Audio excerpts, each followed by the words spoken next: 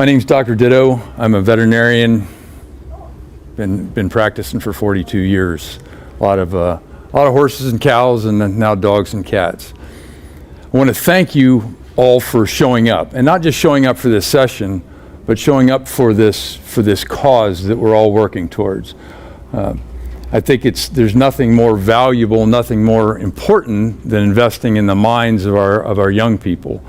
I simply think that should be top priority. We're living in an unusual world, wouldn't you say? Oh, yeah. I mean, humans, we haven't changed for thousands of years, but what's changed is our environment.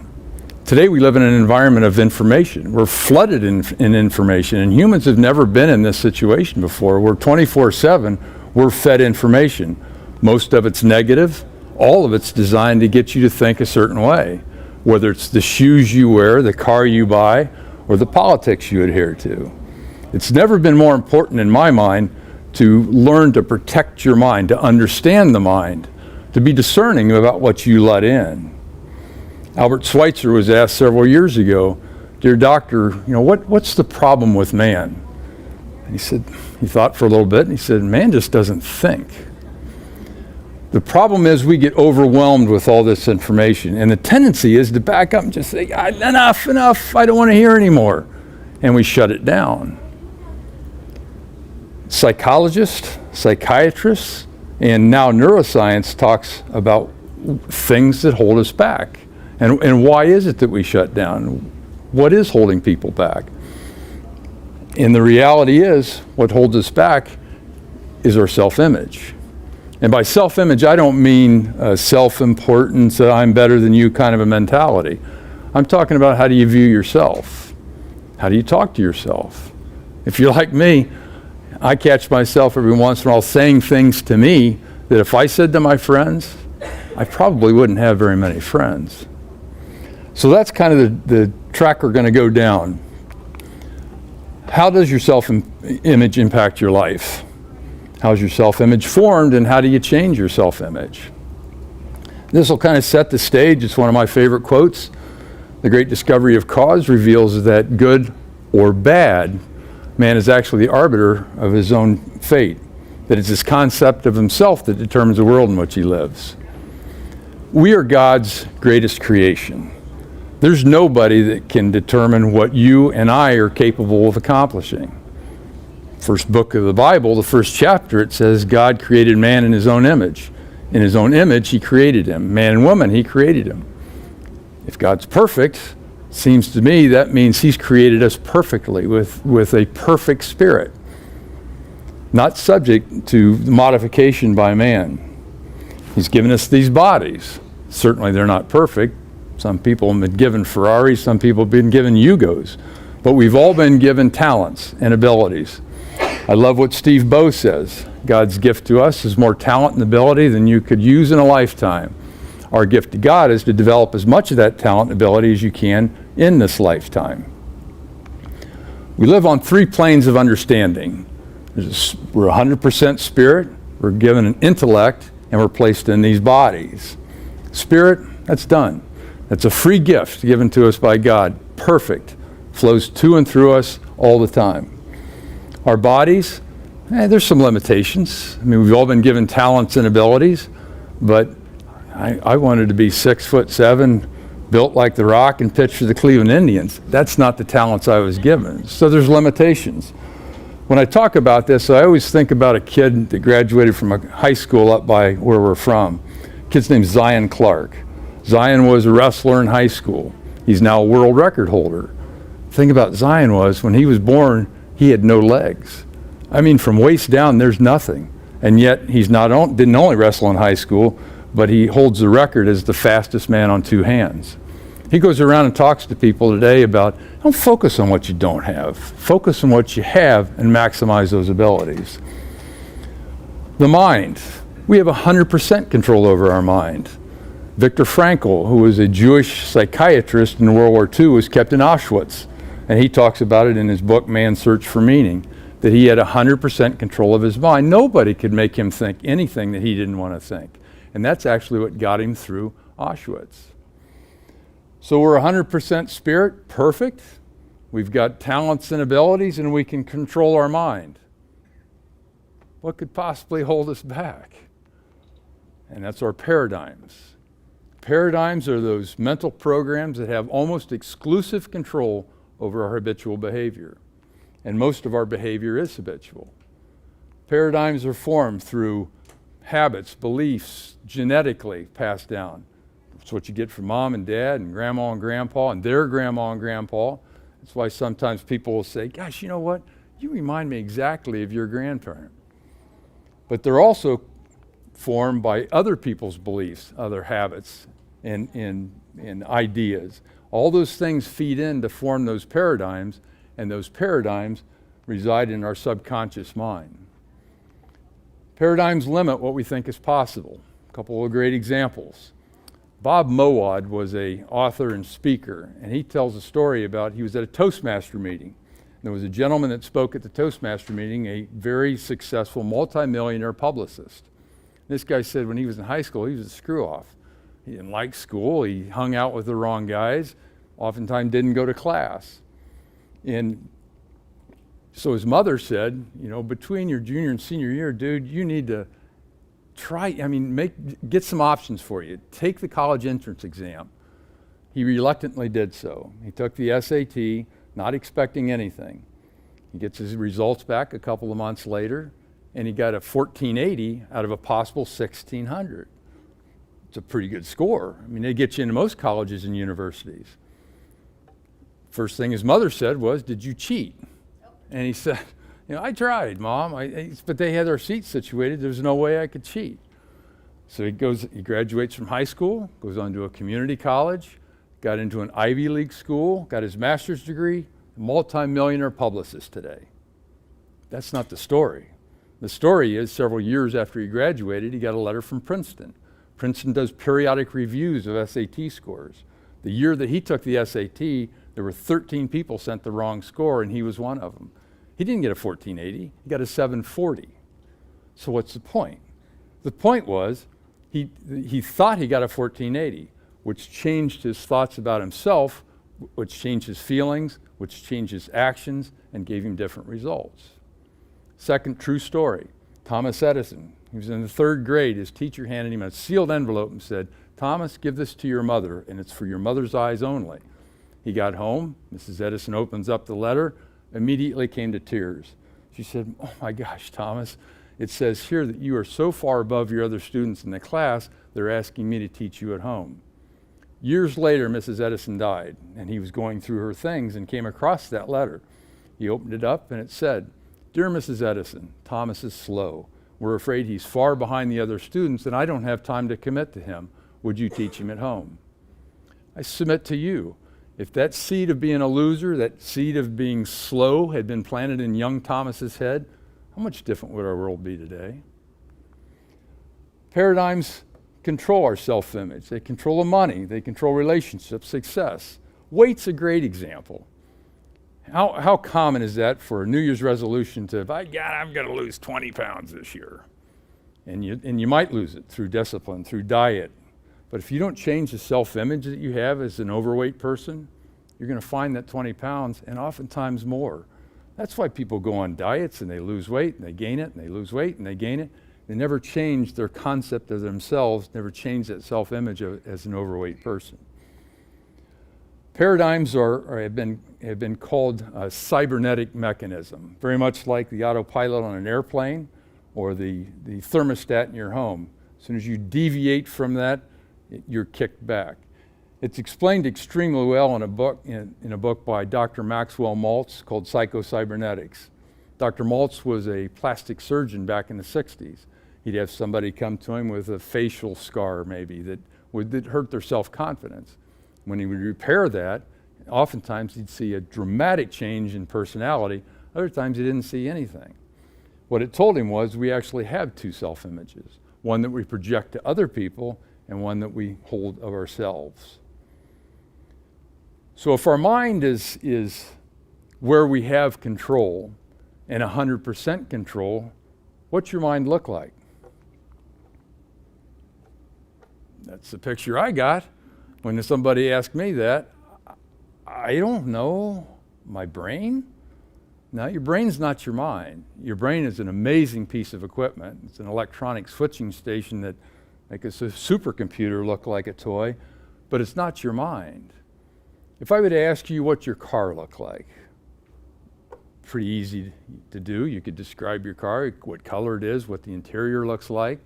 I mean, that's not a hard thing to do because you get a picture of your car when I ask you what your car looks like, and you can describe it in detail. I ask you what your mind looks like, no picture. Dr. Thurman Fleet dealt with this. He was a holistic doctor back in the 30s, and when he would work with people with illnesses, a lot of those illnesses reside in the mind, and he had a tough time working with something that he couldn't see. So he came up with a really simple drawing to picture the mind. Don't let the kindergartenish drawing detract from the significance of this, because this is one of the more important things, quite honestly, that I've ever learned. We're going to say that this represents your mind. We're going to draw a line and separate the conscious from the subconscious portion of your mind. Because our bodies are instruments of the mind, we're going to attach a body. We've been given sensory receptors. We can see, hear, smell, taste, and touch. A lot of people are conditioned to go no farther than this, and they become reactors in situations. We've all seen that, where there's no thinking involved, they just react. A deer in my backyard has been given these senses, and they do the same thing. They react. There's no thought involved. But we've been given a thinking mind. Our subconscious is where our feelings are. That's where our paradigms are sitting. We've been given, with that thinking mind, the ability to choose. We have free will. You can accept or reject anything that comes down the path.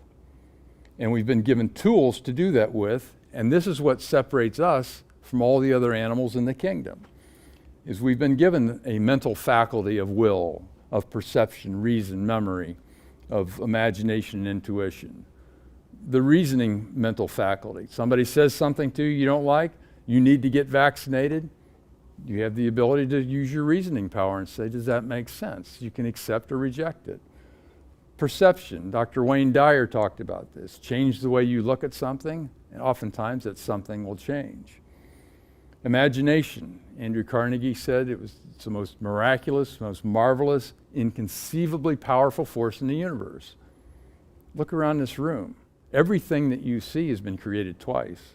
First in the imagination, and then in the material world. Whether it's the chair you're sitting on, this little control, the computer, had to be in somebody's mind first before it could be created in the material world. This is all our hardware. This is like the hardware of the most expensive computer you could buy. Bring that hardware home, buy the most expensive Apple, bring it home, plug it in, turn it on. Not much happens until you install the programs. And those are our paradigms. Those are what sit in our subconscious mind. Those are the beliefs and the mindset and the habits we have. Neuroscientists today, through brain scan technology, tell us that 95 to 98% of our day is spent in subconscious programming. You got in your car to come over here today. How many of you all thought about the first time you got in that car and your dad's sitting beside and yelling at you with the gas and brake and all? You don't think about that. You started up and you drove over here. You're probably thinking about who you're going to see at the meeting and what the meeting's going to be about. Your subconscious was driving. Your mind was totally occupied someplace else. The subconscious mind doesn't have any judgment. It accepts whatever is brought in. Picture your subconscious mind like a giant bowl of the most fertile soil you can imagine. Anything that's planted in there will grow, whether it's a weed or whether it's a beautiful flower. Neuroscientists tell us today that through brain scan technology, they can show this, from the last trimester of pregnancy all the way through about 6 to 8 years old, that's all we operate on is a subconscious mind, because there is no conscious mind to serve as a filter. That hasn't been developed yet.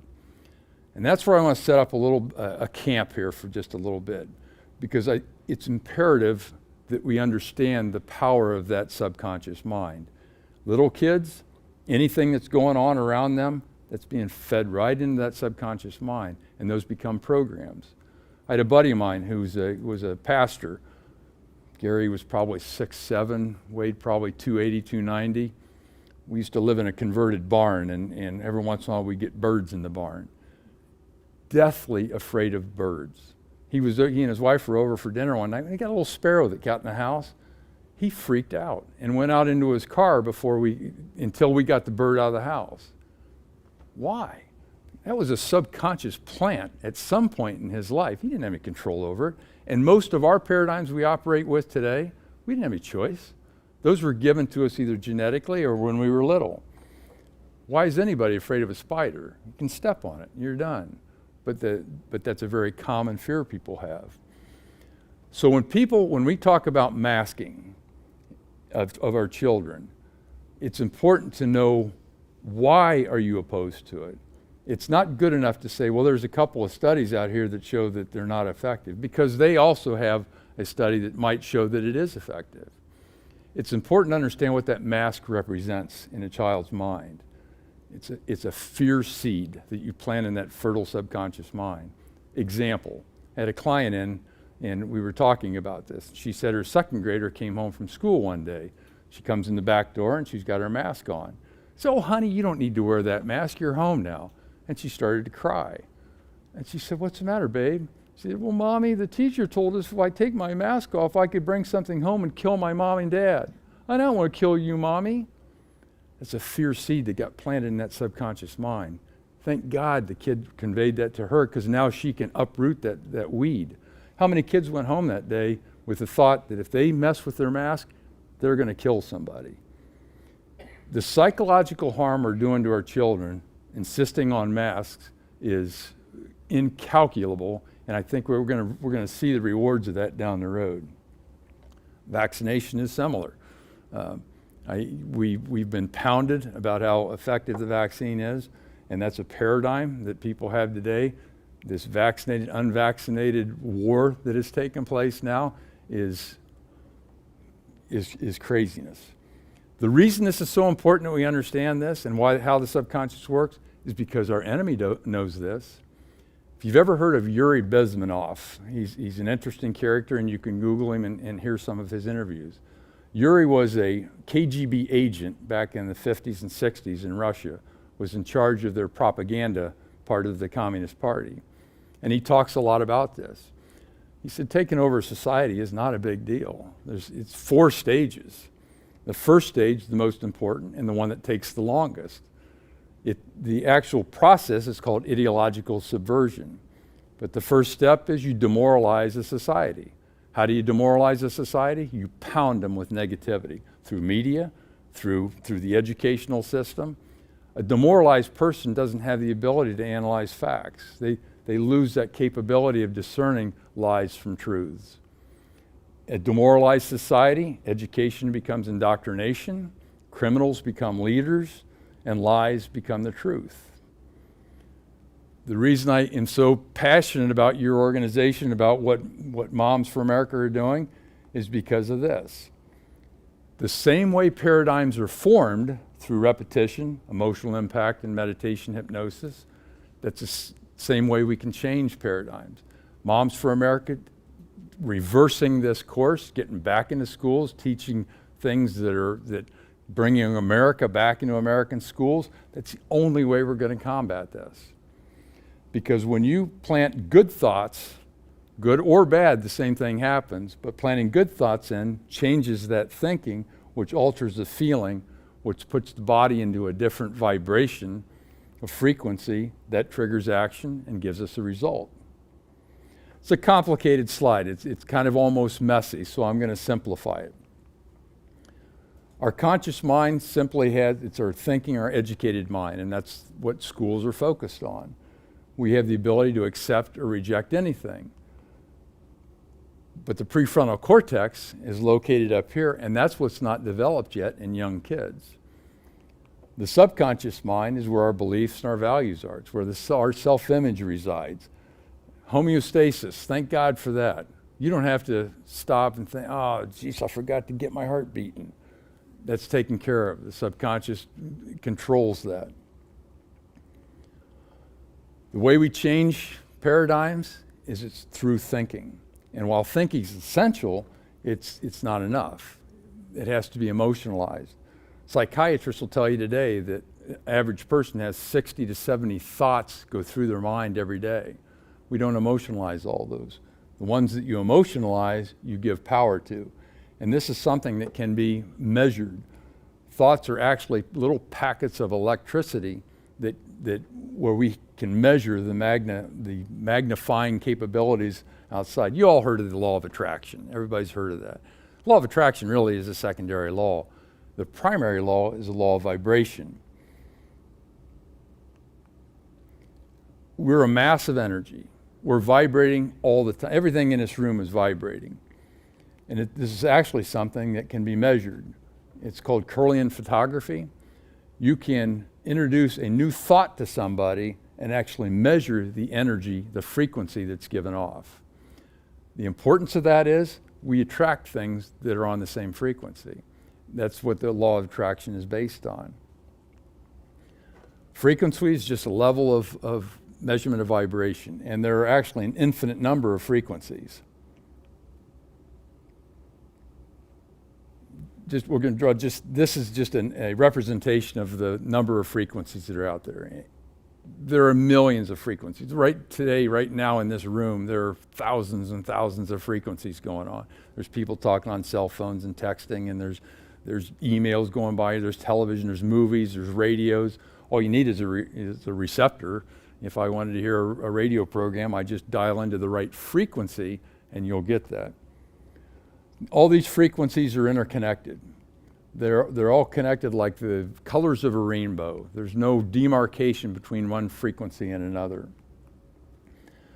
I'm going to use this because I was an unconscious competent, I guess is the best way to put it.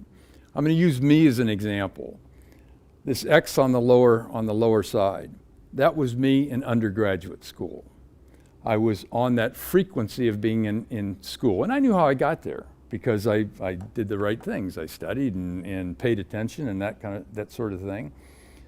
Steve Jobs talks about this. You can't connect the dots looking forward, but you can connect looking back. So I knew how I got in undergraduate school, but I wanted to be a veterinarian. I was told by everybody, you're not the sharpest knife in the drawer, buddy. You're not going to make it. And getting into vet school is a hard thing to do. And I heard all the negativity. But man, I wanted to be one. I worked with veterinarians. I went to bed at night dreaming about being a veterinarian. I was making calls in my dreams. I was living on that frequency. And pretty soon, the dots connected. So you want something up here. If you don't get yourself onto that frequency, if you don't start thinking from the goal instead of to the goal, it's not going to happen. I can't call my wife and dial somebody else's number. I've got to get on her frequency.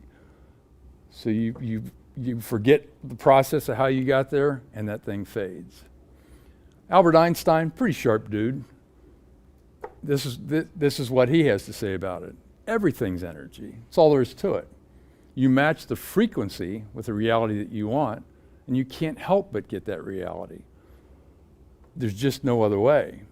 And it's not philosophy, this is physics. So simplifying it, you got a thought. I want to change the schools. I want to get something into the schools. I want whatever it is. That thought produces a feeling. That feeling, emotionalized, puts you into a vibration or a frequency which triggers your action and gives you your results. This truly becomes a self-fulfilling prophecy. We become what we think about. Every religion, every philosophy teaches that. As a man thinketh in his heart, so is he. Disagree on about everything else, but that's one principle that we all agree on. The problem is, so many of us wake up with those old thoughts that trigger the old actions, that trigger the old thoughts, and we start in this little vicious cycle of non-productivity. Buckminster Fuller, a quote that I dearly love, is you really have to change the existing reality, you got to change something, build a new model, and make the old model obsolete. So how do you see yourself? Oh, I sure will. Yeah. And if y'all want me to slow down or yell at me, that's fine. So the bottom line is, how do you see yourself? Because that's where it all starts. If you have a poor self-image, you're going to get poor results, regardless of what you're working on. And what do you want? It's an interesting question. If I went out and interviewed 100 people right now and asked them, well, what do you want? I'm going to tell you there's probably 5, maybe 6 people who would be able to tell you and articulate specifically what it is they want. Most people don't know this. And there may be 1 or 2 people that say, oh yeah, I know exactly what I want. I got it written down in a form of a life script. Is the question that important? Why do we not answer that? Part of it's because we don't know how to answer it. We don't set little goals. We don't know how to get to that end result. And this is what happens. In the absence of clearly defined goals, we become strangely loyal to performing daily trivia until ultimately we become enslaved by it. So what do you want? You can rewire your brain to get in. I'm sorry, yes, I sure will.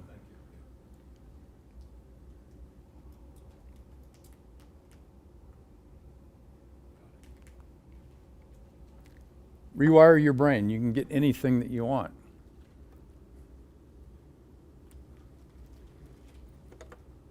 And that concludes any questions I'd love to entertain.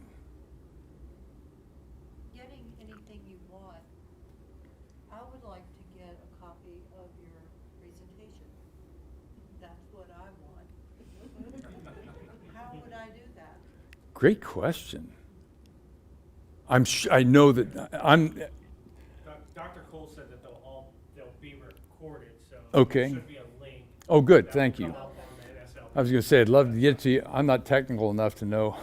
This is terrible. You may even get a link just for If I could give it a shot of penicillin, I could tell you how to do it. I can't take penicillin. No, I'm kidding. I'm kidding. So, I guess one of the things I was thinking, the title says masks, vaccines, and quarantines and why they fail. I'm not sure I understand from your presentation how they fail. I mean, as a school board member, my decision is being made 1 of 5. I guess I need a little more guidance on how to justify not having the mask mandate, or now they're talking about mandating vaccines for kids, which I'm totally opposed to. And this is getting a little bit off the subject. I mean, to answer your question, I'll circumvent a little bit. Being medical, when this thing first started, I was deeply disturbed because. I'm sorry to interrupt. I'm thinking because of the recording. Yes. You might want to repeat the question, so if someone's not Thank you. watching, please. She asked how this presentation related to mask mandates and vaccinations and quarantine. I think the importance of understanding why I'm opposed to masks, why I'm opposed to vaccination, because of how the mind works. Because we lose a lot arguing about facts and figures. Because obviously we live right now in this misinformation thing has gotten out of hand. Because who decides what misinformation is, and we all know that. So to answer your question, I guess the fact that we're teaching our kids and training our kids, who do I see wear masks today out in the real world? College kids and high school kids. And little kids. And it's like, do you not, you want to go up and say, do you not understand the research? But obviously little kids don't. That seed's been planted. And I think we need to understand that because the enemy understands that. That's exactly the way that the enemy has worked through the school systems, exactly what the doctor talked about this morning, is getting into the minds of the kids. I'm not sure how much leeway I have about talking about vaccines and what have you, because of what she mentioned on stage, that I don't want to plant any seeds that get problems going. Do your research, I guess, is the best way to answer your question. There's plenty of research out there to show the ineffectiveness of masks. There's plenty of research to show the problems with vaccination. And let me just clarify this too. This is not a vaccination. From a medical standpoint, this is not a vaccination. This is a messenger RNA experimental shot that is in no way resembles a vaccination. So. Well, Dr. Burks just said it openly. They knew they weren't going to work. They hoped they would work. I mean, how aware do you have to be to understand vaccinations don't work? The President of the United States getting four shots, and he's still, I'm not sure where the misunderstanding takes place. Yes, sir. So sort of off of that, it was in the presentation as well too. When it fails, you redefine it, reword it. Vaccination definition has been changed Yeah. because the COVID jab is not a vaccination and what it meant before. My personal, why I was upset about it initially, and I've actually written a couple articles about this, is the entire focus switched to vaccine. Nothing. Hey, this is the greatest country in the world medically, and yet over 2 years of this, not one single approved treatment, early treatment, not one. Are you kidding me? There is. There are some very effective. Uttar Pradesh is probably the best example of what happened with effective early treatment. They essentially eradicated, not reduced numbers, eradicated the disease in 34 of their 37 districts using early treatment with, and dare I say, ivermectin. Yeah, go ahead, say it. Yeah, I mean, the medical kits that they used in Uttar Pradesh had ivermectin, vitamin D, multiple vitamin C, I think doxycycline, in case somebody got real sick, and I think that might be it. But anyway, they eradicated it in 34 districts. Yes, ma'am. So not on the topic of vaccines specifically, but kind of with regards to your presentation. I mean, we're all collectively here because we're trying to get the school districts to focus on, specifically academics, not going into these social cues. How do we change the paradigm that we're in now? How do we facilitate that? To change that paradigm with people looking at masks as being, all saving grace, Yeah. and, vaccines are the end all be all. I guess the best way to answer that is repetition. And there's no easy answer. Some people you're not going to convince. Correct. Some people at our veterinary practice, we've lost clients because they found out that my partner and I are not vaccinated. I mean, you're not going to convince anybody different. But through repetition, and this is not going to be an easy process. This is going to be a slow process. It was since the 60s that we are where we are now. So it's going to take some time to change. But diligence, persistence is what we have to focus on.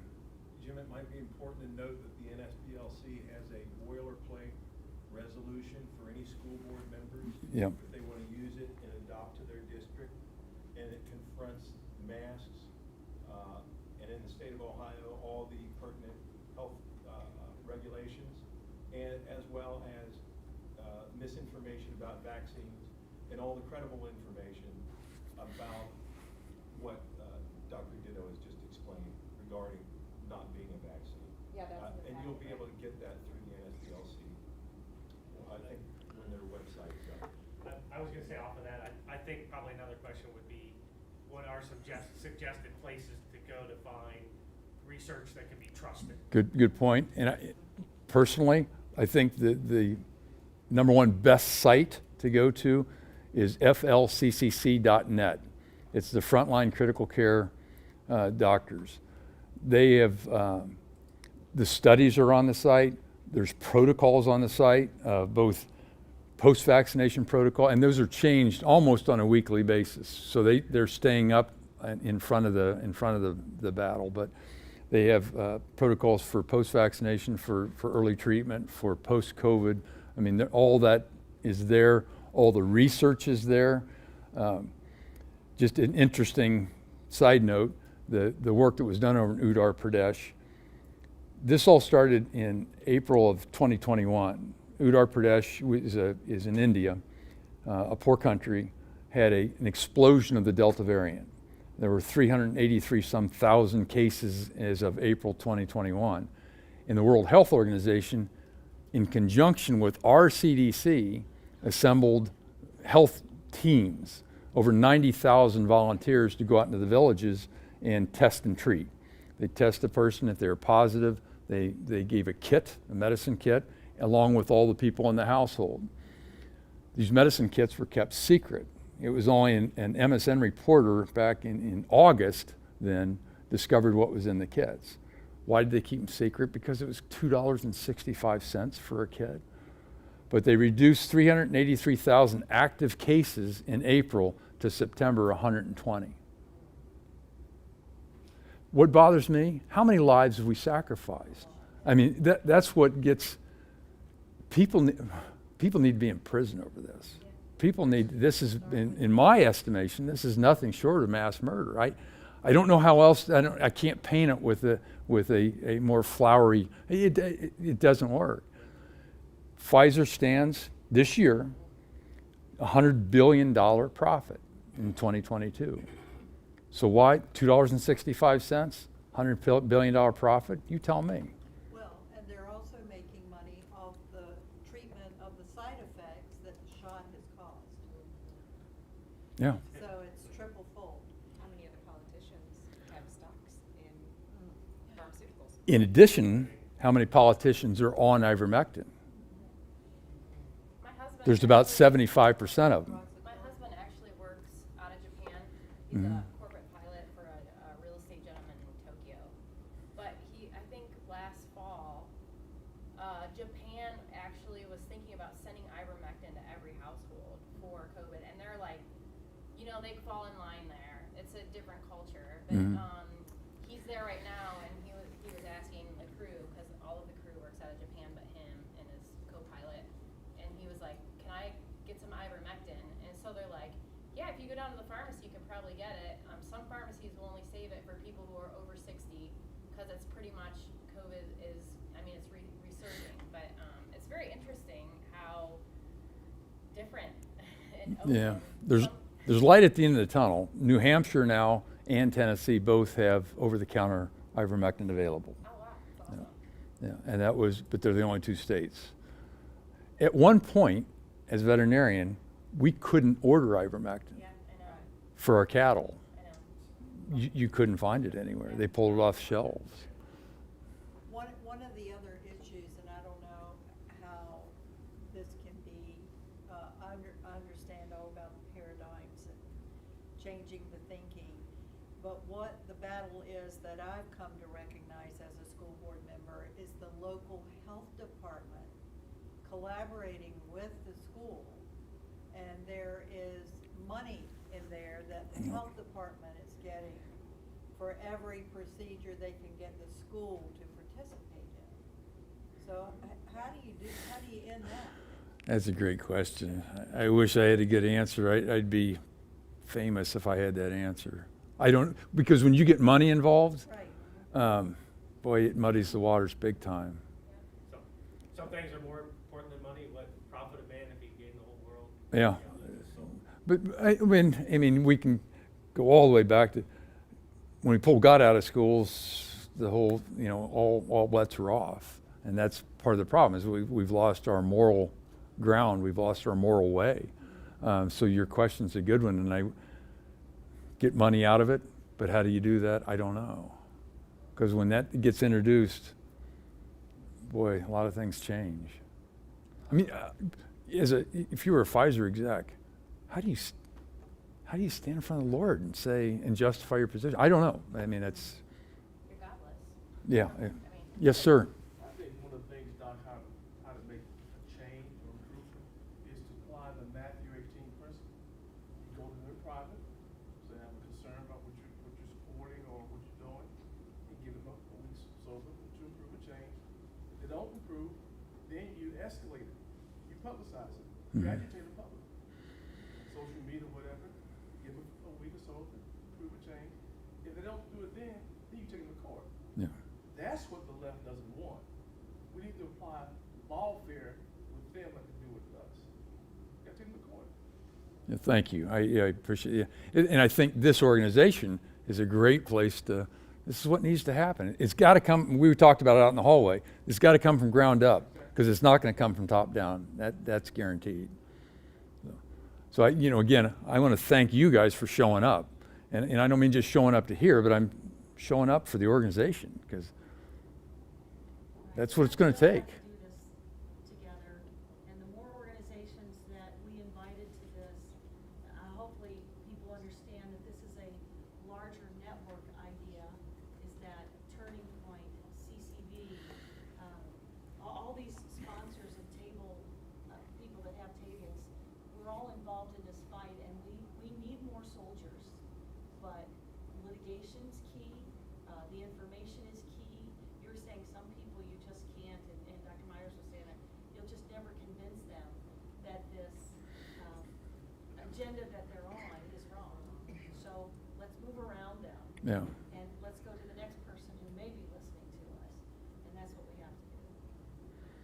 I- So I'm sure you talked about it, but did you talk about the ideology behind getting the children to all wear masks and feel like they're part of the collective, rather than it being medically sensible, which it was not, but it was, an agenda, Yeah. still part of the whole agenda, social emotional learning agenda. Pretty cool. Yeah, It's- you talked about the fear, and there's that Yeah. underlying ideology of you don't really care about other people Right. if you don't do And this. I do, I'm wearing a mask to show you Yes. I do, right? I mean, the fear seed that's key. You can control any society by instilling fear. That's the simple one. Yeah. Thank you. So back to what you were saying, something about politicians feeling this and doing it for the money or they're corrupted. Yes, I didn't get all of it, but it's you, like you said, planting a seed in their head, telling them, look, we have the power here, so we need to plant that in their head before they get another seed planted in their head, like they're all powerful. Like we need to plant something in their head, telling them we are in charge here, not you.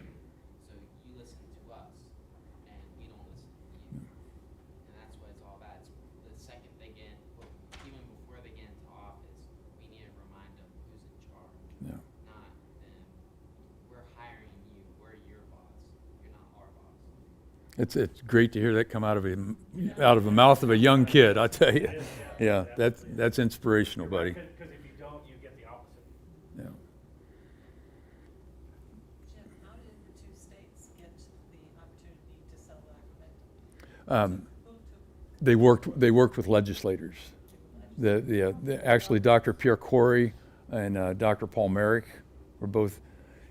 Here's two doctors. They're in the. Could you repeat the question for the video? Oh, I'm sorry. Yes, you're right. Marion asked how the two states got the ivermectin over the counter. On the FLCCC site that was started by a couple of doctors, Dr. Pierre Corey and Dr. Paul Merrick, both of whom were top in their field 5 years ago. Dr. Paul Merrick is one of the most highly published doctors. Dr. Pierre Corey was an ICU physician, a highly published guy, and they've been demonized. Actually, Paul Merrick's lost he was fired from the Centera healthcare system because of his stance on ivermectin. He was watching his patients that he was trying to treat, and the corporates came in and said, "No, you're not allowed to use that. You can only use remdesivir in this hospital and low-level dexamethasone." That was the only two options he had. And he watched patients die in front of him. So he got into the legislator and got into their ears. And Dr. Pierre Corey got into the legislation and got them to pass the laws. And actually, the law in New Hampshire is a great template that Tennessee has used to get that passed as well. Understand ivermectin, and I know, I was talking to a buddy of mine, and I'm telling him about this stuff, and he's, it's because I have a tendency to be a little diarrhea of the mouth kind of a thing. And he finally just said, wait, doc, if I was to tell you that there's this computer virus that's come out and you need to do this and that, well, I would turn off the same way because I don't know anything about computers. I haven't taken the time. And he's not a medical person, the guy that I was talking to. And I kept telling him, do your own research. So understand, I know that if you're not medical, that some of this stuff is maybe is a little foggy. But understand ivermectin is an old medication. It's been around for 40, 50 years, something like that. It's been used in people over 4 billion times. Early on, the misinformation people who said we were misinformation labeled it as a horse drug. Do we use it in horses? Absolutely, we use it in horses. We use it in horses, we use it in cows, we use it in, that's what's in heartworm medication for dogs. Extremely safe, probably one of the safest medications on the market. Last year, there were 396 Tylenol deaths in this country, over 3,000 deaths from aspirin. Guess how many deaths with ivermectin? 0, not a 1. But that's not what the media is going to tell you. And again, it all I wish I had a better explanation, but I think it all boils down to money. It has to, because it's dirt cheap. It's it's off patent.